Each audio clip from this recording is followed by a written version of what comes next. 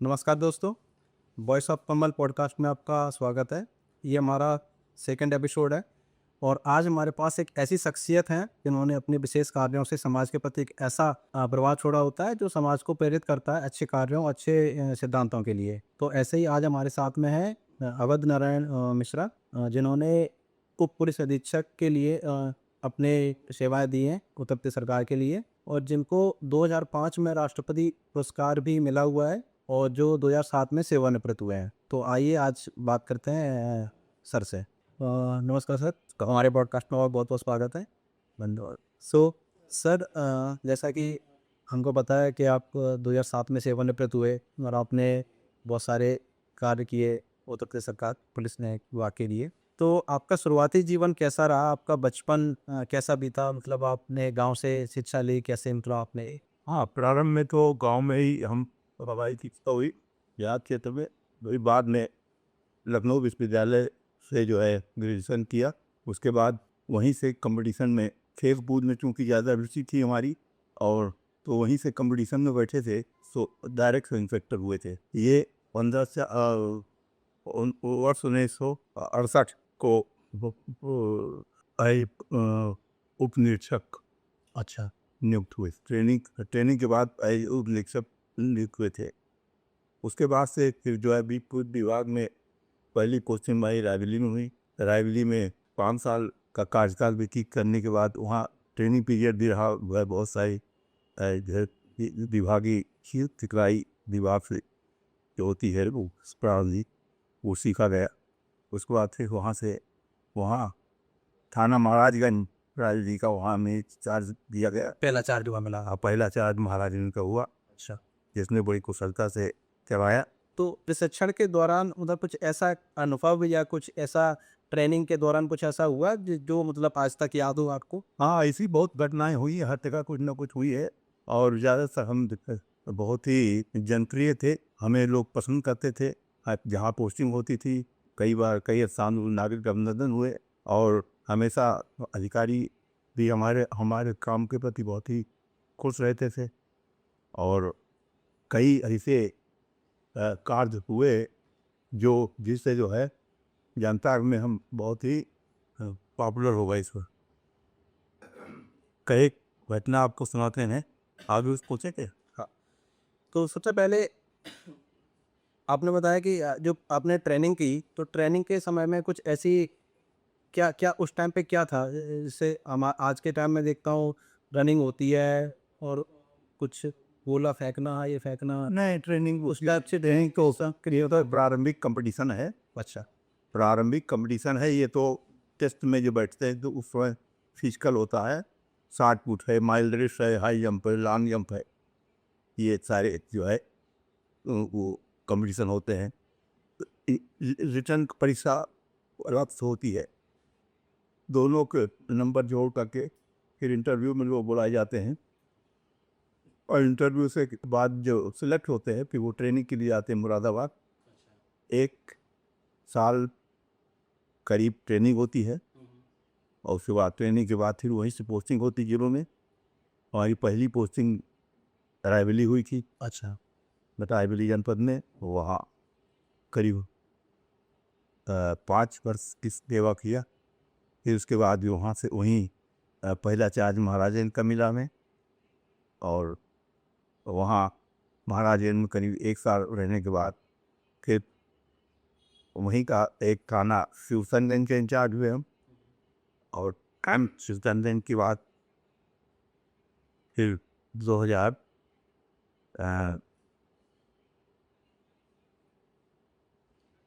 प्रशासनिक सेवा के दौरान आपको कुछ कुछ कठिन निर्णयों से गुजरना पड़ा या कोई कठिन निर्णय ऐसा था जिसको लेने के बाद ऐसा लगा कि ये हमें अभी नहीं करना चाहिए था, बाद में करना चाहिए था, या कोई ऐसा स्थानांतरण हो गया हो या कुछ ऐसा कुछ हुआ उस? नहीं, ऐसा कोई प्रारंभिक कोई ट्रेनिंग से समय कोई ऐसी बात नहीं हुई, न कोई विवाद इस तरह का हुआ कि जो है वो हमारे खिलाफ कोई ऐसी बात हुई। कभी कोई राजनीतिक दबाव कभी रहा? राजनीतिक दबाव छोटे मोटे होते थे, वो उनका जाते थे, कुछ नहीं है। तो क्योंकि जो काम में सच्चाई होती थी तो उसी हिसाब से काम करने पर कुछ थोड़ा बहुत विरोध भी हुआ तो वो ठीक हो जाते थे अपने आप। बाद में समझ जाता हूँ वो। तो जब जब कभी जैसे कि कोई दबाव आ रहा है, कुछ आ रहा है, तो आपने अपनी अपनी निष्पक्षता कैसे बनाए रखी? हाँ, तो दबाव आया तो जो सही कार्य है वो करते थे। जो सही होना चाहिए जिसको, वही होता था चाहे जितना दबाव आए।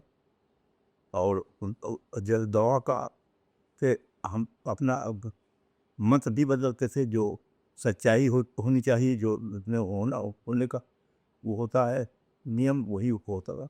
कभी कोई ऐसा मामला जिसने आपको भावुक कर दिया हो? कभी कोई ऐसी घटना जिसने आपको भावुक कर दिया हो? बहुत जिसने जिसने आपको मतलब बहुत मजबूती से खड़े रहे हो उसके साथ में, या कोई कोई घटना हुई हो जिसके साथ में आपने अपने आप को जोड़ लिया हो कि इसको हमें पूरा करना है, या कोई जांच हो, कोई ऐसा विषय हो? हाँ, तो ऐसे चैलेंज तो अक्सर होते थे। बहुत सारे अपराध होते थे जिनमें जिन अपराधों में जो है पब्लिक की अपेक्षा होती थी कि वर्कआउट हो ये, और विभाग की या अधिकारियों की अपेक्षा होती थी कि वो वर्कआउट किए जाएं। और उसके बाद कई बार चैलेंजिंग होते थे जिसमें जो है बहुत मेहनत करनी पड़ती थी। मेहनत करने के बाद सफलता मिलती थी और पब्लिक संतुष्ट होती थी। ऐसे अवसर अनेक आते थे बीच बीच में।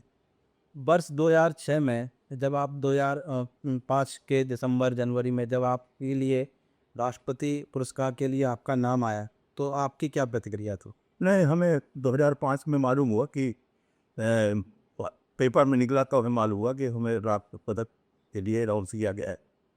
और हमें 26 उस समारोह होता है उसमें पुलिस लाइन में, उस समारोह में पहुंचना है। अच्छा।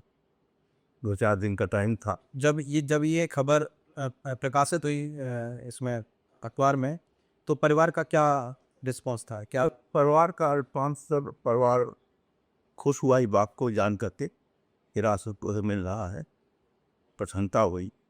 तो राष्ट्रपति पुरस्कार आपको किस कार्य के लिए मिला, या हमें राष्ट्रीय लॉन्ग मेटोरियस सर्विस यू पड़ रहा है, अच्छे समय तक अपने कर्तव्य का भली प्रकार निर्वहन करना और कोई अनैतिक कार्य न करना, इस नाते मिला है। युवाओं के लिए इस उपलब्धि से क्या सीख है? मतलब युवाओं को क्या सीखना चाहिए? सबको युवाओं को ये सीखना चाहिए जो दायित्व दिया जाए उसको कायदे से पालन करें, और जो सरकार की अपेक्षाएं हैं उस हिसाब से काम करें और जनता को खुश रखें। आज के समय में युवाओं के लिए क्या क्या मतलब बड़ी ताकत देखते हैं आज के समय में? आज के समय में युवाओं की सबसे बड़ी ताकत क्या देखते हैं आप? बेहतर शिक्षा है, या हाँ, बेहतर शिक्षा है, अच्छी फिजिक होनी चाहिए। बिना उसके जो है अच्छे स्वस्थ आदमी के जो है सर्विस में विभाग में नहीं रह सकता वो, और न काम कर सकता भली प्रकार से। तो स्वास्थ्य अच्छा हो और जो है जनता की अपेक्षाओं के अनुरूप कार्य करे, ये अपेक्षा विभाग की होती है, जनता की ये होनी चाहिए।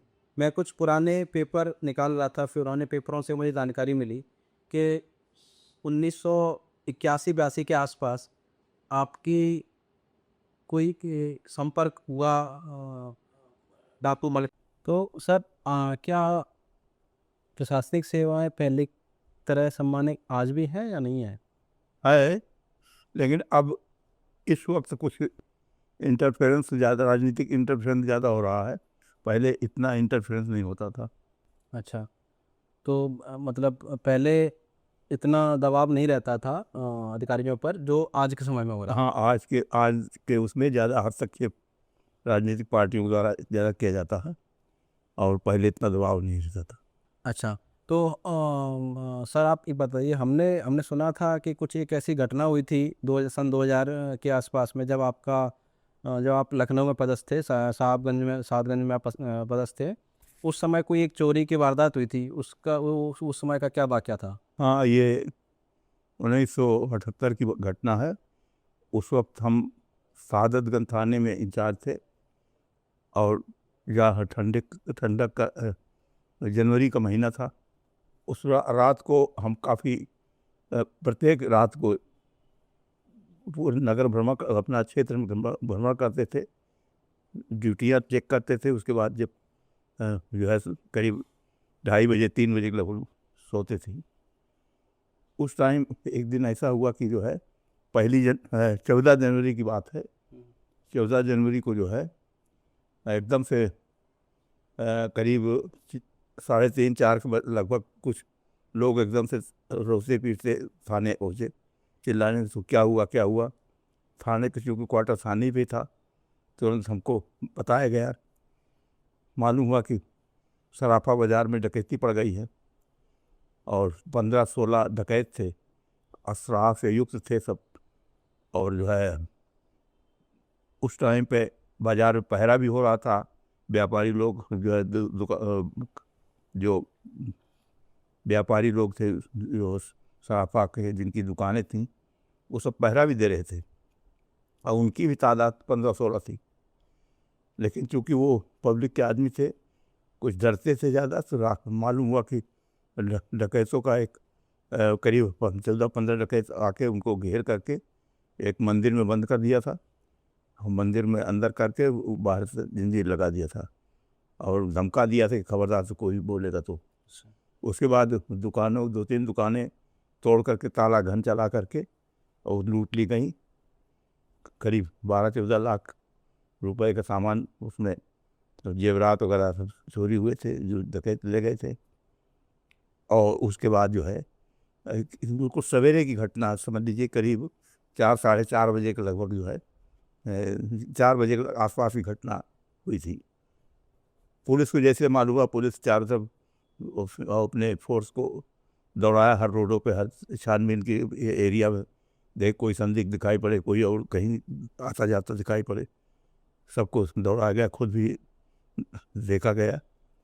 तभी जैसे सर उंजेला हुआ कुछ देर, तब तक डीजीपी और जो वहाँ के तमाम ज़िले के अधिकारी और पुलिस के और डीएम वगैरह आ गए और सभी जो है इकट्ठा हो गए। तो उस टाइम पे जो है अधिकारियों को बड़ा रोष हुआ कि कौन इंचार्ज है यहाँ।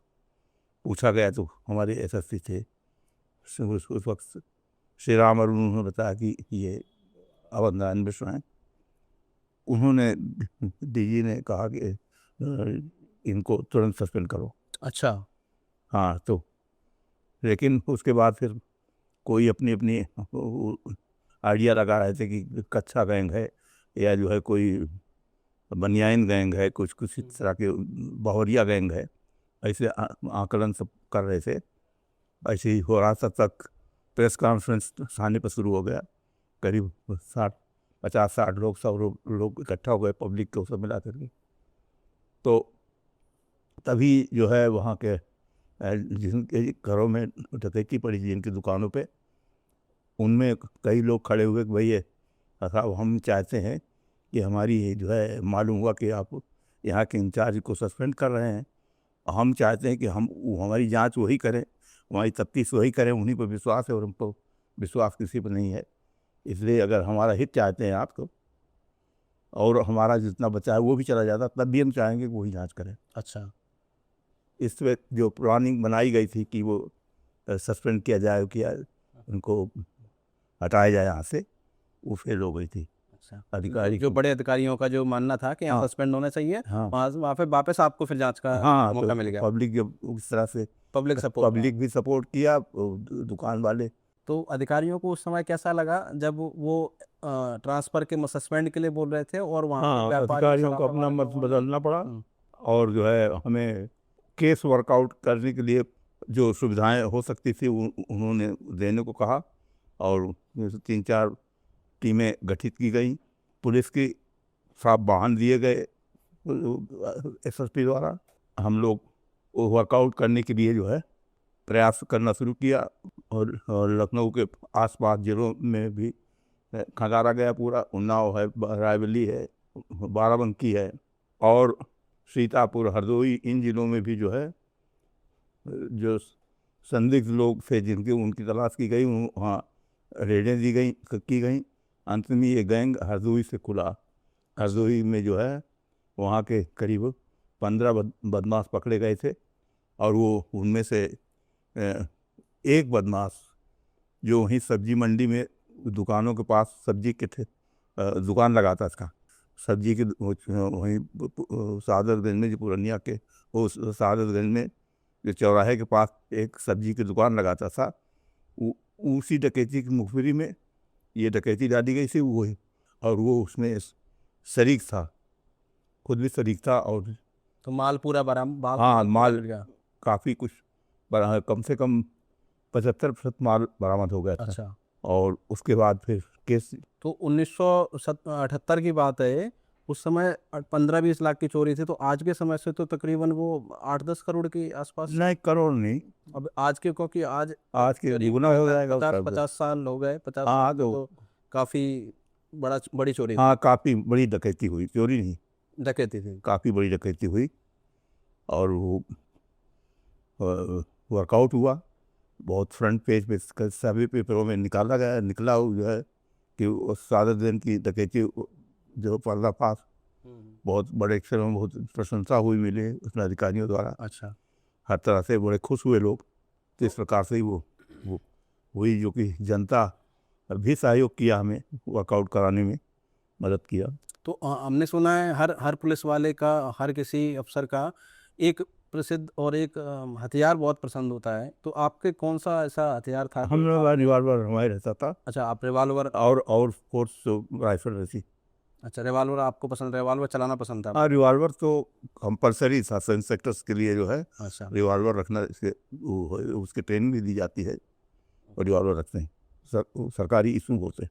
ठीक है। तो फिर इसके बाद में आपका गोरखपुर जाके, और गोरखपुर से ना जाके ना, आपका फिर वो हाँ उसके सेवानिवृत्ति। तो उसके बाद तो फिर और सर्विस की है ना, तो मतलब एकदम से गोरखपुर तो बाद में पहुंचे, सबसे अच्छा, लास्ट में। सबसे लास्ट में। हाँ, ये पूछे जो है उसके बाद जालौन और हमीरपुर अच्छा, जिलों में सर्विस किया, फिर CBCID में किया। अच्छा, हाँ, आप क्राइम ब्रांच में भी आप सीआईडी में भी रहे। हाँ, CID में रहे। और उसके बाद फिर वहाँ इंस्पेक्टर, सो वहाँ राट से इंस्पेक्टर हो गए थे, राट इंचार्ज के बाद हमीरपुर में। तो और ऐसा कोई वाकया जो सीआरडी के समय में आपके समक्ष आया हो या संज्ञान में आया, जो मतलब हमारे दर्शकों के लिए आप साझा कर सकें?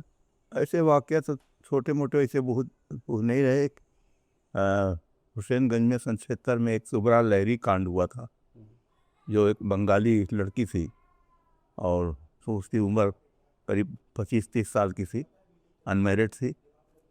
और वो आलमबाग चौराहे से एकदम से दुकान से, मेडिकल स्टोर से कुछ सामान लेने गई थी, वहाँ से गायब हो गई थी। फिर उसकी डेड बॉडी पाई गई थी जो कैंट थाने में, नाले में। तो वो बड़ा हाईलाइट हुआ था उस टाइम पे। पहले लोकल पुलिस ने तफ्तीश किया था, फिर CID को हैंड ओवर की गई थी वो। CID ने बहुत मेहनत किया उसको जो है, काफ़ी उसके बाद वर्कआउट किया उन्होंने, वो काफ़ी समय लगा उसमें वर्कआउट करके। फिर जो है वो हम लोगों से केस ले लिया गया था, फिर बाद में अच्छा, गया था। तो कोई मतलब स्थानीय पुलिस की कोई उसमें ऐसी भूमिका नहीं पाई गई कि केस के खिलाफ रहा हो, बल्कि जो भी इंस्ट्रक्शन किया गया था पहले से, उसका सपोर्ट किया।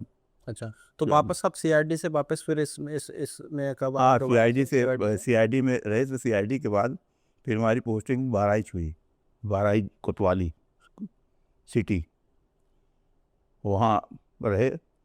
वहाँ भी क्राइम ऐसे ही होते थे, ज़्यादा बॉर्डर के ज़िले से ज़्यादा स्मगलिंग का और ये सब इसकी तरह के क्राइम ज़्यादा होते हैं। बहुत बड़े हीनियस क्राइम कम होते। अच्छा, हाँ, स्मगलिंग हाँ, टाइप के ज़्यादा हाँ, होते हाँ, स्मगलिंग टाइप के ज़्यादा होते हैं, और बड़े अपराध कम कम होते थे। हैं। ओके। तो और उसके बाद वहाँ से फिर जो है यहाँ CID में ट्रांसफ़र होके आए थे, विजिलेंस में। और विजिलेंस के बाद प्रतापगढ़ CO प्रतापगढ़ पोस्ट हुए थे, प्रतापगढ़ में वहीं से ड्यूटी हो गए थे महाराज से। फिर प्रतापगढ़ पोस्ट हुए, प्रतापगढ़ में करीब 2.5-3 साल रहे। उसके बाद हमारा ट्रांसफ़र हो गया था भदोही में कुछ थोड़े दिन रहे, उसके बाद ट्रांसफ़र हो गया था गोरखपुर। अच्छा, और तो गोरखपुर गोरखपुर से में रिटायर हो। जाके फिर वो हाँ, सेवानिवृत्त आप हो गए। हाँ, तो आपका कार्यकाल मतलब बहुत बढ़िया रहा, आपको राष्ट्रपति हाँ, बहुत पुरस्कार अच्छा मिला, रहा। आपको और हमें जन समूह का, जन संप्रदाय का आपको काफ़ी सपोर्ट मिला, आप हाँ, जहाँ भी रहे आपकी कार्यकुशलता पे कभी कोई संदेह नहीं हुआ, ना ना कभी नहीं। और इन्हीं कार्यों की वजह से आपको राष्ट्रपति पुरस्कार से हाँ, नवाजा मेरा गया। राष्ट्रपति पदक मिला था, पुरस्कार। तो जब आप सेवानिवृत्त हुए तो अब सेवानिवृत्ति के बाद आपका जीवन कैसा चल रहा है, मतलब अब आपको अब क्या आपने अपनाया है, क्या आप कर रहे हैं अभी? अब चूंकि पैतृक संपत्ति है, कुछ खेती वगैरह का काम कुछ दिखवाए थोड़े दिन रह करके। अब ऐसे ही खेत वगैरह तो खेती तो कर नहीं सकते, इसलिए कि अब वो शरीर में ताकत नहीं रही पहले जैसी, तो और सब बटाई उटाई भी दे करके। अच्छा, तो हमने सुना आप पुस्तकें बहुत पढ़ते हैं, हाँ, पुस्तकें पढ़ते हैं। तो कौन सी प्रसिद्ध पुस्तक है आपकी जो आजकल आप ज़्यादा पसंद? भागवत पढ़ रहे हैं। भागवत पढ़ रहे हैं। आजकल भागवत पढ़ रहे हैं। भागवत चल रही है। और आपने आपने मैंने सुना है कि आपने कुछ कहानी भी लिखी है, कुछ हमें सुनाए हमारे दर्शकों के लिए, कुछ कोई कविता? नहीं, कविता तो वैसे नहीं किया, नहीं अच्छा। पढ़ते। और अब हम कुछ 2-3 शब्द पूछेंगे आपसे, आप जैसे एक आप खुद को कैसे परिभाषित करेंगे, मतलब सफलता या संतोष, संतोष, अनुशासन या प्रतिभा, अनुशासन, किताब या मोबाइल, किताब, युवाओं के लिए एक शब्द? आ, शिक्षा, स्वास्थ्य पर ध्यान दें और अपने उद्देश्य की प्राप्ति के लिए मेहनत करें। भारत के लिए एक संदेश? हाँ, भारत के लिए सर एक अच्छे नागरिक बने, राष्ट्र का नाम ऊंचा करें। तो आज सर से बातचीत करके हमें काफ़ी अच्छा लगा, और हमारे जितने भी श्रोता सुन रहे हैं उन सब के लिए हमने बहुत, जो भी हमें क्वेश्चन समझ में आए, जो हमें रिकमेंड किए हैं आप लोगों ने, वो सब हमने सर से पूछे हैं। अगर आपके पास कोई और क्वेश्चन है जो आप पूछना चाहें तो आप हमें कमेंट बॉक्स में लिख सकते हैं, और हम दोबारा से फिर प्रयास करेंगे सर को बुलाने का, तो वो क्वेश्चन हम अगली बार में सर से ज़रूर पूछेंगे। हमारे पॉडकास्ट से जुड़े रहने के लिए बहुत बहुत धन्यवाद। हमारे पॉडकास्ट को लाइक करें, सब्सक्राइब करें, शेयर करें। अगर आपको पसंद आया है तो आप ये दूसरों के साथ शेयर करें। धन्यवाद। जय श्री राम।